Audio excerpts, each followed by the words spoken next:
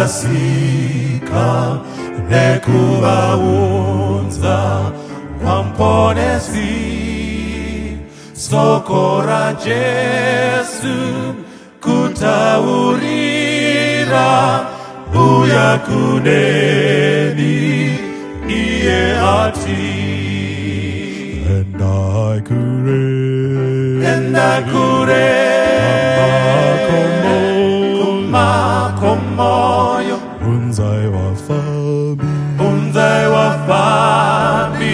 wafambi kumusha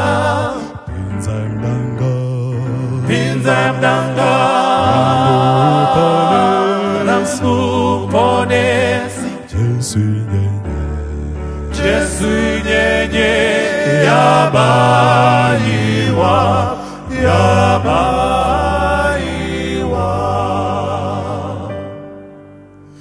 Tsakanyiwese vakarasika kuvaratidza kuna Jesu kutungamira muiyo nzira yeruponeso neupenyu. Endakure kumakomoyo unzai wafambi kumusha pinza mdanga remuponesi Jesu nyenye yabayiwa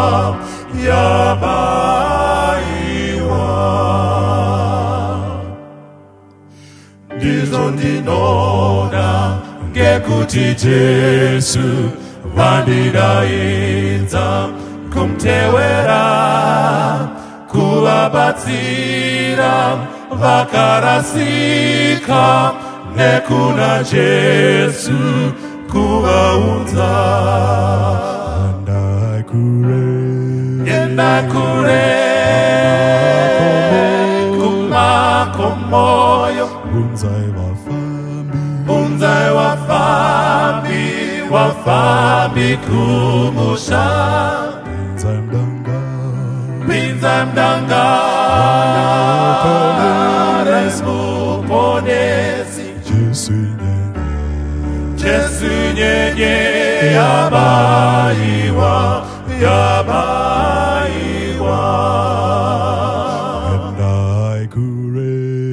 Endakure kumakomoyo unzai wafambi kumusha pinza mdanga remuponesi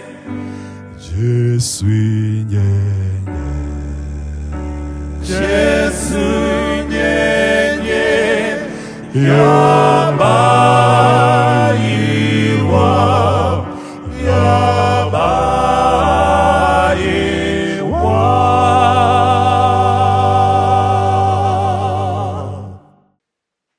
Kazwai hana waMwari, tinotenda Mwari kuti tawaniswa zvekare umwe mukwana mumukana wekuti izvo tinge tichidzidza kubva mukati meshoko raMwari.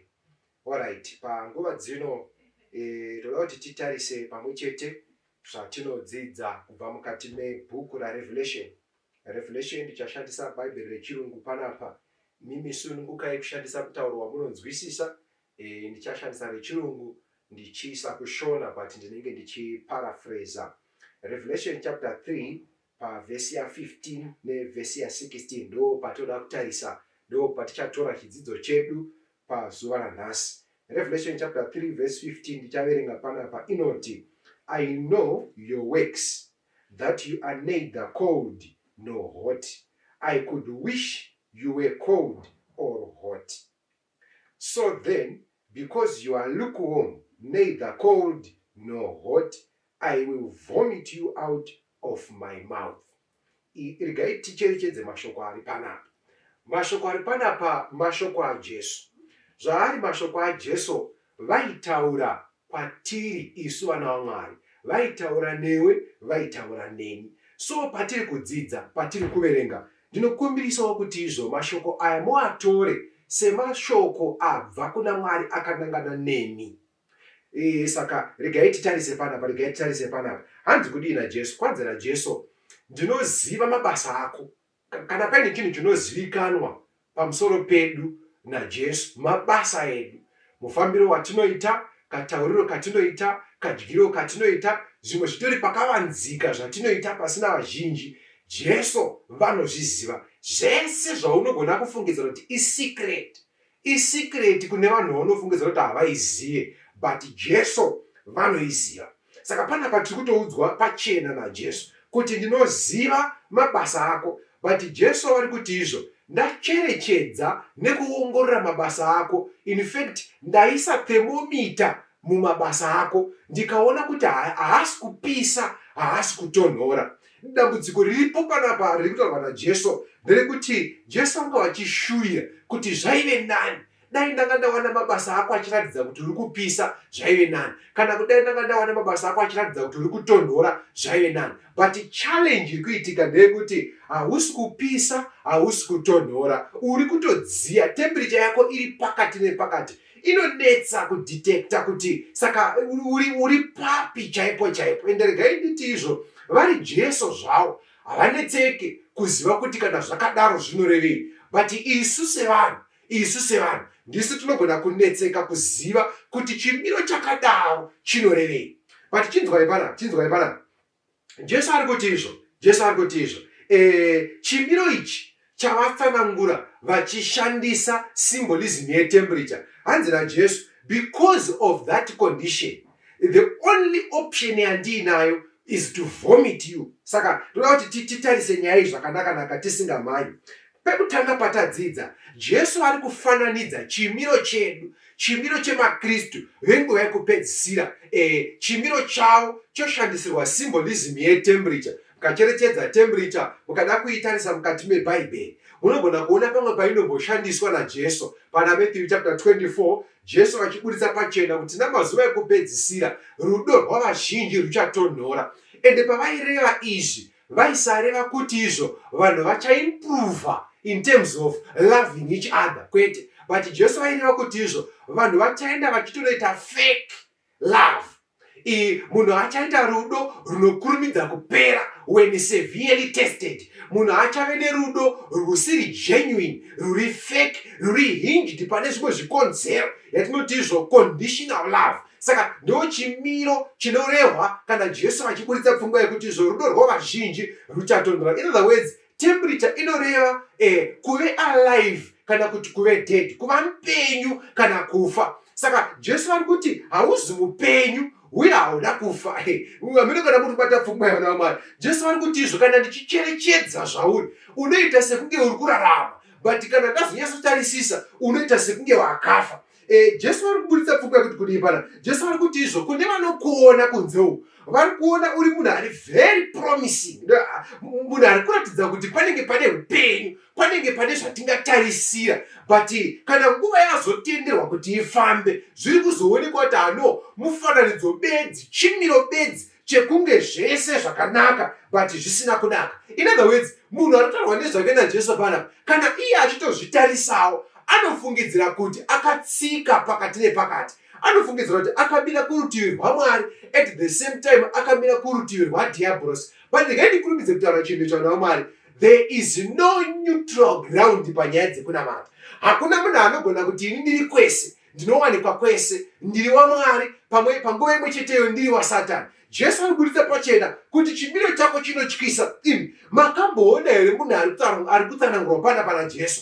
Munhu akadai, munhu anoita sekunge anoziva, ukamudzwa achitaura kuburitsa mashoko euchenjeri, anawo vocabulary yake inoratidza kudzidza, inoratidza experience, inoratidza kuziva, but kana wozocherechedza lifestyle yake unoona kuti izvo ko upenyu hwacho zvaunenge hwakangofanana nehwevasingazivi. inzwa mwari munhu uyu ane head knowledge but haana practical experience. Anoziva zvinofanira kuitwa, anoziva zvisingafanirwe kuitwa, anoziva zvakanaka, anoziva zvakaipa, anoziva kunoendwa, anoziva kusingaendwi, anoziva zvinodyiwa, anoziva zvisingadyiwi, but haana practical experience. Zvinhu zvose zvaanoziva izvi haasi kuzvirarama. Anozviziva nemusoro but muupenyu hwake hazvimo. Enzwai, munhu ari kutaurwa naJesu panapa munhu ane chimiro chekunge mukristu but aine shallow experience yechikristu. Munhu wekuti vanomutarisa vanogona kufungidzira kuti munhu uyu mukristu akazara. Ukatomuona achifamba step yake ndeye mukristu, ukatomunzwa achitaura language yake ndeye mukristu. In fact, news dzese dzinoitika muworld yavanonamata anogara ari up to date. Madoctrines anotendwa nevanonamata anomaziva. Kana ari malessons ari kudzidzwa anenge achiziva patiri. In fact, haana chaungagona kunongedza kuti uyu haasi mukristu. Vamwe vanotaura vanoti izvo dai kunamata kwaisungisa munyika yatiri kurarama nhasi, iyeye maigona kuti musiya muchiti aiwa uyu anonamata, because evidence dzose dzinoonekwa nameso dzekuti mukristu dzinenge dziripo paari. But Kristu vari kuti izvo hausi kupisa, hausi kutonhora. Saka experience yake manje, practical experience yake naJesu iri very very shallow. Munhu ari kutaurwa naJesu panapa munhu anoita sekunge ari muukama naJesu. Iyi kana achitozvitarisa anofungidzira kuti ari muukama naJesu. Ndofarira mashoko aya Pauro achitaura asvika panonzi paAthens. Anoti varume, ndaona munonamata kwazvo asi muri kunamata Mwari asingazivikanwi. Paaritari penyu pakanyorwa kunzi to an unknown God. Moziva kuti pandinotarisa nyaya iyi pese ndinonetseka kuti zvinofamba sei kuti munhu anopinda muukama naMwari waasingazivi. Munhu anenge achiti ndinonamata but Jesu waanonamata haamuzivi. In fact, besides kusatoziva Jesu wacho ari kuti izvo havazivi vose vanoti kwandiri Ishe Ishe vachapinda muumambo hwaMwari. Saka kana zvose zvaitwa zvapera, panenge podanwa mazita, munhu uyu anotonomirawo panenge paine vane makwirizi. Dai zvaita kuti izvo Jesu anozoti vane makwirizi uyai, waitomuona achitoenda kuti inini Jesu I've got a query. Wanzi naJesu ko kwiri yako ndeyoti but patatiri panyika apa takaita mabasa makuru nezita renyu, takadzinga mweya yetsvina nezita renyu, taita minamato yaipindurwa, taita mabasa mamiracles nezita renyu. Ko how come nhasi maakundidzinga? Jesu, can you please check marecords yenyu? Kana muine mavidhio amakandirekodha muone kuti ndiri kunyepa here. But mhinduro yaJesu inenge ichiti kwaari, ina handikuzivi, I never knew you. Saka munhu uyu ko anoti ari muukama naJesu, but number one, iye Jesu wacho haamuzivi. Number two, Jesu wacho havatomuzivi. Regai nditaure chinhu ichi. Chimwe chinogona kuratidza kuti izvo Jesu watiri kutaura nezvake uyu wauri kuti unonamata humuzivi. Inzwa zvimwe zvinokunetsa kunzwisisa pamusoro paMwari. Waiziti kana Mwari vachinge vataura hauzvinzwi. Kana uchimuziva Mwari, kana uri muukama naye, hazvingaite kuti panotaura Mwari unotadza kuziva kuti Mwari ataura. Haini pese menza nezvi. Hakuna munhu ararama nababa vake. Regai nditorese kuti izvo for the past 10 years anoti kana vakafona anoti nhamba idzi handidziziva dzidzo dzababa vangu. Anoti kana vakanyora tsamba anoti handwriting handiizivi. Anoti kana vakamudana asingavaoni anoti voice iri handirizivi. Ukaona zvakadaro, it's a sign kuti munhu iyeye baba vake havazivi. Saka ukaona Mwari achiti akataura voice rakaurinzwe, it's a sign kuti izvo Mwari wacho haumuzivi. Moza imwe mibvunzo yatinombosangana nayo patinombotenderera achita malessons nevanhu. Unonzwa munhu achibvunza kuti ndoziva sei kuti Mwari vati zvakati, ndoziva sei kuti Mwari vati zvakati. It's a sign yekuti language yaMwari you are not familiar nayo. Pada uri kunamatira mukomana, pada uri kunamatira musikana, Mwari ndoda ushamwari upenyu. Ukaona uchibvunza kuti ndoziva sei kuti Mwari vati uyu ndiye, it's a sign yekuti language yaMwari kwauri hausati wave familiar nayo. pane uri kunamatira basa ukaona uchibvunza kuti ndoziva sei kuti Mwari ati basa iri ndo rangu, it's a sign ekuti izvo language yaMwari hausati wakuiziva. When God speaks hauna chaunonzwa. Saka ndo condition ikutaura naJesu panapa. It's a very difficult condition kudhila nayo. Variko vanhu vari muchimiro chakadai, vanhu ava vanonetsa kubatsira. Ndinowanzoshandisa mutauro uyu pandinombotaura kune dzimwe nzvimbo kuti zvakaoma, tereresai apa, zvakaoma kudzidzisa munhu hutsanana asi ziso rake risingatooni kuti apa pakasviba. Ichocho chinhu chakaoma. Wozama kudzidzisa munhu hygiene ane ziso risingagoni kuona kuti this is dirty. Munhu uyu anofungidzira kuti anoziva but haasive. Munhu uyu anofungidzira kuti ari right but haasiri right. Munhu uyu anofungidzira kuti ari correct but haasiri correct. Munhu uyu anofungidzira kuti ari mugwara iye haasiri mugwara. Anotofungidzira kuti ari kuona iye asingaoni. Nzwayaona vaMwari, zvakaoma kubatsira munhu ari muchimiro chakadai. So this condition ndo iri kunzi naJesu. The only option yandinayo, the only option batai, Jesu ari kuti izvo dai wanga uri chikafu chiri dangerous. Saka I cannot swallow you, I cannot allow you to move down my throat. Why? Because unokonzeresa chirwere musystem yangu, unoda affect immune system yangu yakazvinakira. Saka Jesu ari kuti izvo the only option yandinayo is to vomit you out. Ndoda kuti mucherechedze chinhu chona Mwari.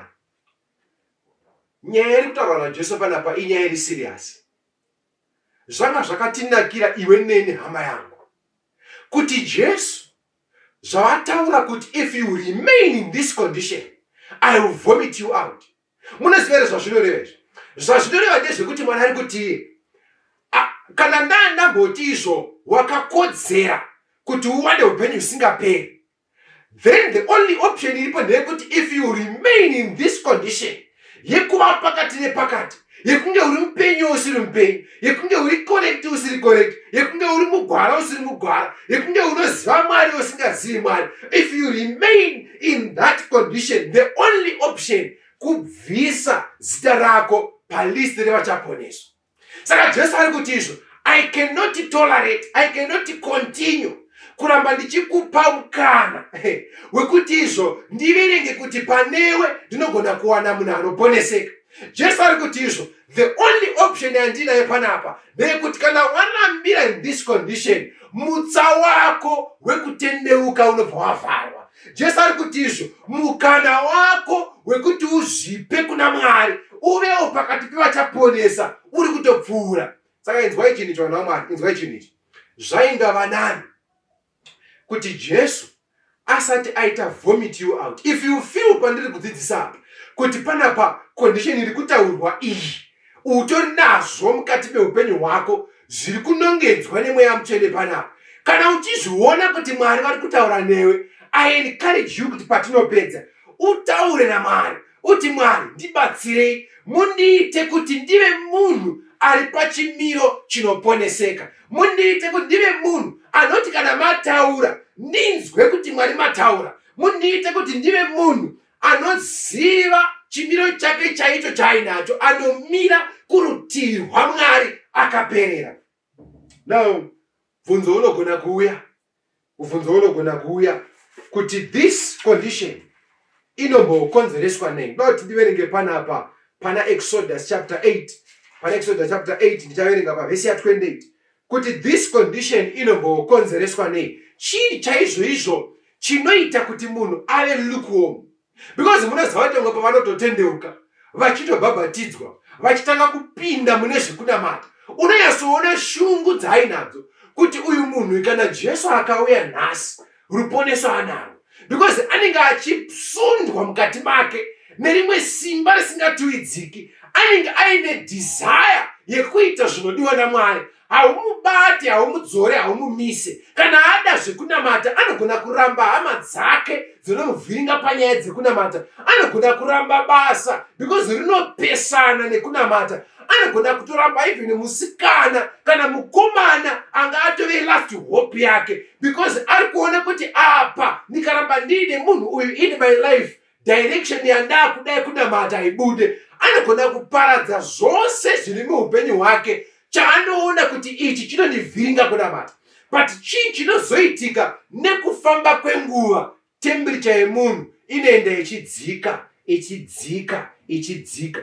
Mwoyo uchienda uchisindimara uchisindimara uchisindimara, achiita sekunge aakujairira presence yaMwari, achiita sekunge aakujairira utsvene hwaMwari, sezvinoitwa nevana veIsraeri kuti vari mupresence yaMwari vanovaka chimhuru, vari mupresence yaMwari vanopopotera Mozisi, vari mupresence yaMwari Akani nemhuri anenge achinoba, vari mupresence yaMwari vanoita zvinhu zviri ivhu, vanotoshoropodza Mwari wacho nekumutuka, vari kuita sekunge vajairira presence yaMwari. Chii chinoita kuti munhu asvike pacondition yakadaro? Ngaititarise panapa Exodus chapter 8 pavesi ya 28 kaverenga. Bible rinoti izvo, so Pharaoh said, I will let you go, that you may sacrifice to the Lord your God in the wilderness. Inzwaya, ndi Pharaoh ari kutaura naMozisi. Mozisi azama kuita zvose zvaairayirwa naMwari kuti vana veIsraeri vasunungurwe paruoko rwaFarao vaende kunonamata Mwari wavo mugwenga. Farao anosvika papoint yekuti pressure yawandimauntira Mozisi ka yave too much. I can't bear pressure yawandimauntira. I think let me allow you to go. It's very normal. Saka Farao anosvika papoint yekuti I think zvandingaita panapa chiendai henyu munonamata Mwari wenyu murenje. But Farao anoti izvo, only you shall not go very far away. Intercede for me. Inzwai mashoko aFarao. Anzi naFarao, kana maenda kunonamata Mwari wenyu, endai zvenyu asi musaende kure. Message irapa muri kuiona here. Vanhu vakawanda vane dwarfed Christian experience. Vanhu vakawanda vane shallow experience na Jesu watikutaura nezvake. Nemhaka yei, pavakabuda munyika yeIjipita, Farao akavaudza kuti endai henyu munonamata Jesu wamada, asi musazoenda kure in your experience mukunamata Mwari. Ende munoona kuti pana paFarao ari kuti izvo, intercede for me, mundinyengeterereo. Zvoita sekunge Farao ane hanya naMwari ari kunamatwa nevana veIsraeri. Yet at first panotanga kusvika Mozisi achiti izvo, Mwari weIsraeri ati izvo, rega vana veIsraeri vaende. Farao anobvunza kuti who is this God that I should obey him? But nhasi ndiye akuti izvo, mundinyengeterereo. Mashoko aya Farao anomataura bedzi kana aona kuti pressure yanyanya. But let me tell you one thing. Variko vanhu vakaya kuna Jesu, but vane unfinished business na Farao. Variko vanhu vakaya kuna Jesu, but vane nyaya dzavo dzavasina kupedzerana nadiabhorosi. Zvinoita kuti kana vati namate vanombopota vachidzokera kutsika dzavo. Nemhaka hei, havana kubuda zvizere, havana kusiya zvose. Vane dzimwe tsika dzavakaramba vakabatirira padziri. Vane kamwe kahunu kavakaramba kusiya. Vakataura kuti chinonzi rega ndechiri muruoko, chiri pamwoyo ndinofa nacho. Saka ndiri kuenda kunonamata Mwari, asi ndine chivi changu chandisingasiye. Ndozvaita kuti pavafamba makore anenge ati wandei naJesu, vachiti izvo tiri maKristu, zvanetsa kuti vapinde muukama naJesu zvizere. Vane kunzwisa Jesu uyu asi havamunzwisise zvizere. Saka pana pfungwa number 1. Ukauya kuna Jesu uine unfinished business, ukauya kuna Jesu uine zvimwe zvivi zvausingadi kubuda mazviri. Munoziva kuti kuna nhona yakuzonamata Mwari, but chivi chari kurarama mukati macho achiona mabenefits pachiri. Zvekuti pamunomuudza kuti upombwe hwakaipa, anoti but ndo pandinowana napo mari yerent. Upombwe hwakaipa, anoti ipapa ndo pane school fees yevana vangu. Ukamuudza kuti mbavha, anoti ndo zvakaita kuti gone kuvaka imba. Ukamuudza kuti izvi zvakaipa izvi siyana nazvo, anoti ndo zvaita kundive zvandiri nhasi. Kune vanhu vauya kuna Jesu vakawanda, but vari kuona mabenefits pazvivi zvavari kurarama mukati mazvo, vachitoziva kuti this is sin. Saka inzwai vana vaMwari, Farao kana akakuudza kuti enda asi usaende kure, toda kuti panguva dzinedzi uite nharo patichanamata kuti Mwari, ndakauya kwamuri, but I'm realizing kuti I've got some unfinished business naDiabolos. Saka ndibatsirei, ndoda kuti ndidimbure chese chinondikonekta naDiabolos. From today onwards ndigare ndiri connected mamuri nekusingaperi. Chii chimwe chinoita kuti izvo munhu ave netemperature inozoenda ichinoenda pasi. Panapa tikaringa pana James chapter 4 pavesi ya 4, Bible inoti izvo, James chapter 4 pavesi ya 4. Do you not know that friendship with this world, with the world, is enmity with God? Pane mubvunzo uri pana. Hanzi hamuzivi here kuti ushamwari nenyika ineyi hunoreva kuve mhandu yaMwari? Kune vanhu vakauya kuna Mwari, but vakaramba vari muushamwari nenyika. Mafaro vakaramba vachimada. Zvese zvinonakidza nyama zvenyika havana kuda kubuda mazviri. Vakaona kunamata Mwari kuine benefit asi zvine malimitations. Inzwai, kune vanhu vanoona madisadvantages ekupinda muukama naJesu. Kune vanhu vanoona Jesu achigona zvinhu, but to a certain extent. Kune vanhu vanoona Mwari aine pamwe paasingagoni kuvabatsira. Saka mukutsanangura kwavo, mukuinterpreta kwavo, vanotoona kuti zvinenge zvitori nani kuramba tiine kaushamwari nenyika ineyi. Pana paBhaibheri robva rati izvo, hamuzivi here kuti ushamwari nenyika hunoreva kuve mhandu yaMwari? You cannot be a friend of God sezvinotaurwa pamusoro pana Abraham kuti dzaive shamwari dzaMwari, at the same time uri shamwari yaSatani. Munoziva here kuti Jesu vafamba vave towards the Calvary, vanotaura mashoko kuti the devil has nothing in me. But let me ask you this question, hama yangu, kuti kana ari Satani akabvunzwa, angataura here kuti apa munhu uyu handina anything changu muupenyu hwake, uro atori nezvakawanda zvekuti anotogona kutomira achitaura kuti aiwa uyu kauyu newangu uyu, titori nenyaya dzedu dzatakasainirana pasi, uyu haangaende kurutivi rwaJesu zvegomhanya, because ndine unfinished business naye. Zvese zvaakaenjoya in this world, I was the sponsor, and ndakamusponsor on a condition yekuti andibatsire kukokorodza vanhu kuvaisa mugehena. Saka ndine nyaya dzangu naye. Inzwai vana vaMwari, pandauda kuti tinonamata panguva dzino idzi, toda kuti tarise nyaya iyi. Bvunzo very simple. Kuti saka ndiri muchimiro charehwa naJesu, chataurwa pana zvakazarwa chapter 3, kunzi haupise kana kutonhora, kana ndiine some unfinished business dzaita kunditadze kuenda mberi in my experience pakunamata, kana ndiri munhu ari kutadza kumanager the stresses of this world. Moziva chimwe chinovhiringa vanhu kutotadza kumanager matambudziko nenhamo dzinotiwira panyika ineyi, zvinotiita kutadze kuenda kure paukama hwedu naMwari. Tinonamata hedu Mwari uyu asi tichiteerera shoko raFarao rekuti endai asi musaende kure. Ndauya kuzokuudzai pazuva ranhasi hama dzangu kuti kana tazvipira kunamata Mwari, ngatipindei munyaya iyi tiine pfungwa yekuenda kure, ngatipindei munyaya iyi tiine pfungwa yekuenda mberi, ngatipindei munyaya iyi tiine pfungwa yekuti ukama naMwari nekusingaperi. Usauye kuna Jesu uine kapfungwa kari temporary. Usauye kuna Jesu uine pfungwa yekuda kumbotesta kuti zvinoita sei. Regai ndikuudze vana vaMwari, usauye kuna Jesu kuzotsvaka mabenefits ekunamata, asi uya kuna Jesu wazvipira, come rain come thunder, ndichamira naMwari, ndichaita kuti temperature yangu irambe ichikwira, ndirambe ndichiwedzera, ndirambe ndichikura pakuziva Mwari. Enda unozvidisconnecta nezvese zvinokonekta nadiablos. Toda kuverenga this verse mukuvharira. John chapter 15. Ngaindisvikepo pana John chapter 15. Toda kuti ndiverenge panapa munzwe mashoko aJesu. John chapter 15 verse 5. Jesu anotizvo, I am the vine, you are the branches. He who abides in me and I in him bears much fruit.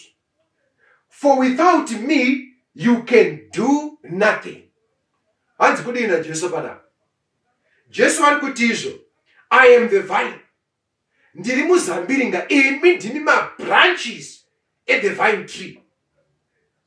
But Jesu ari kuti manje panapa, kana munhu akagara muna Jesu, Jesu obva vagarawo maari. Poita kudyidzana, poita kutamba mese naJesu, poita ushamwari, poita kutaurirana, poita kufambidzana, poita kuspenda nguva mese naJesu. Bhaibheri riri kuti izvo panapa, Jesu achitaura, munhu iye achabereka zvibereko zvizhinji. Why? Because kana ukave kunze kwaJesu, Jesu havada kutaura kuti you may not do something. Jesu atizvo kana uri kunze kwaJesu, without me you can do nothing. Haukwanise kuita even 10%. Haukwanise kuita even 2% yemabasa akanaka. Haukwanise kuita even 1%. Even 0 point something, or I don't know, fraction or decimal yatingaise papa. But in Zvayona Omari, kana munhu ari kunze kwaJesu, haana chakanaka chaanokwanisa kuita. Inzwai. Saka simba rekurarama zvinodiwa naMwari rinowanikwa bedzi muna Kristu Jesu. Kuita zvakanaka kunowanikwa bedzi muna Kristu Jesu. Kana uri kuzviona hama yako kuti patadzidza anga achitaurwa naye this message ndiwe, toda kuti patiri kunamata utaure naMwari. Uti Mwari, ndiri kudawo a deeper experience nemi. Uti Mwari, I want a testimony with you. Ndoda go experience I want to become more familiar nemi Mwari. Ndoda kuti pandinofamba kana ndotaura nezvenyu, I speak with boldness, with confidence, nekuti ndinenge ndichitaura nezvaMwari wandinoziva by experience. Ndoda kuti izvo kana wanzwa kuti Mwari anga achitaura newe patiri kunamata apa, unamate pamwe chete neni. Ngatinamate. Baba edu ari kudenga, toda kutendai. Revelation 3 verse 15 and 16 imessage yabataura kwatiri kuti our condition iri lukewarm. We appear as if tiri maKristu asi hatizi maKristu. Tinoita setiri mugwara tisiri mugwara, kunge tiri pedyo nemi isi tiri kure nemi. Ndaingakumbira Mwari kumusoro kudenga panguva dzino patadzidza kuti zvimwe zvezvinhu zvinotikanganisa, zvinhu zvatiri connected kwazviri, ukama hwedu naSatani hwatisina kudambura, kana zviripo zviri unfinished business pakati pedu naDiablos, Mwari pama muchidzidzisa shoko renyu pane zvamatonongedza kwazviri. Mumwe neumwe anga akateerera anzwa muchitaura naye. Ndaingakumbira Mwari kumusoro kudenga kuti mutibatsire kuva more devoted pakunamata kwedu, kutsvaka Mwari, kukutsvakai tichirevesa. Ndaingakumbira Mwari kumusoro kudenga kuti tiite zvose zvichatiita maKristu ari nani.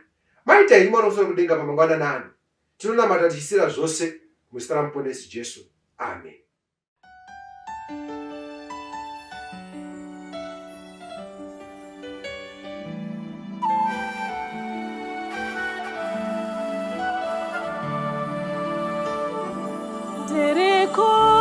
Kufugane kunaka kwenyika iyo ndicho shika kowira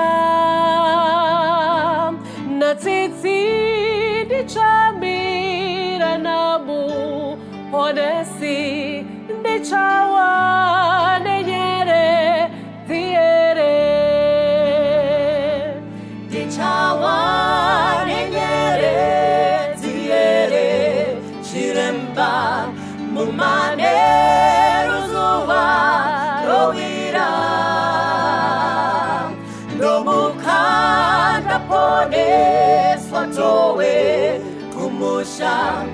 ndichawa nyenyerezi ere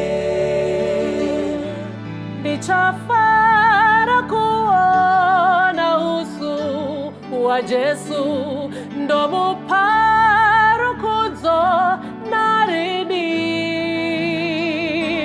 zvichandifadzamu mushowe ndarama kuti ndikawana nyeredzi ndichawa nyenyerezi ere chiremba mumanheru zuva rovira ndomukanda poneswa tove kumusha ndichawa nyenyerezi ere ndichawa nyenyerezi ere chiremba mumanheru zuva rovira ndomukanda poneswa tove kumusha ndichawa